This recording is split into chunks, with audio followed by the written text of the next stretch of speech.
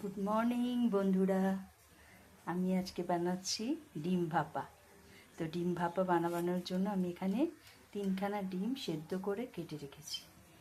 এবারে এর ভেতরে দিয়ে দেবো পেঁয়াজ, কাঁচা পেঁয়াজ। একটু আলাদা ধরনের করছি, মানে ভীষণই ভালো খেতে লাগবে।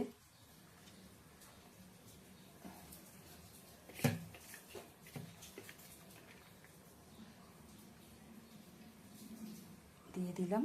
এবারে দিয়ে দেবো পোস্ত। এই পোস্তর ভেতরে নুন দেওয়া আছে, তাই জন্য নুন আমি আলাদা করে দেব না। পোস্ত, তার ভেতর দিয়ে দিলাম কাঁচা লঙ্কা।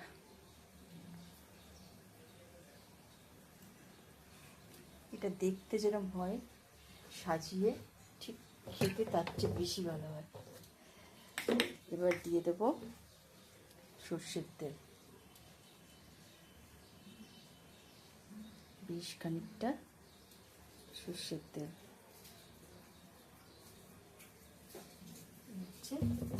হয়ে গেল। আমি তো হলুদ লঙ্কা গুঁড়ো কিচ্ছু দেব না।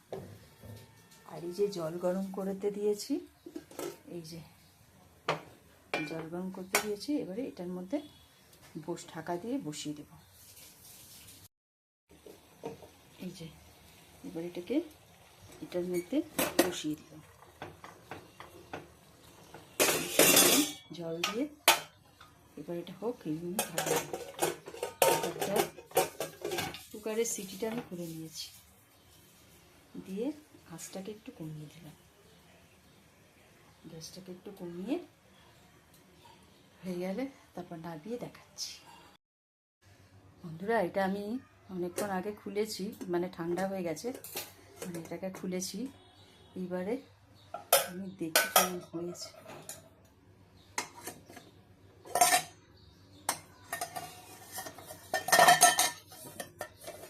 এই দেখুন বন্ধুরা, এরকম দেখতে হয়েছে।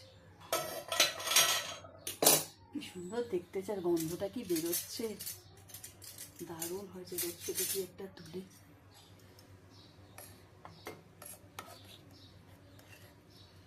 এই যেরকম হয়েছে দেখতে, এরকম হয়েছে। খুব ভালো লাগবে খেতে এটা।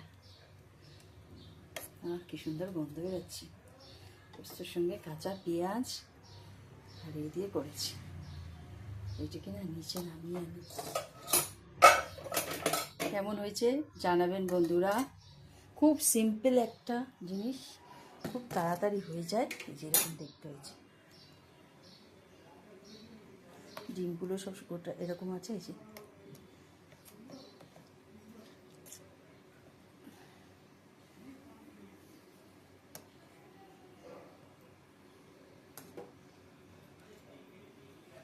Thank you for watching.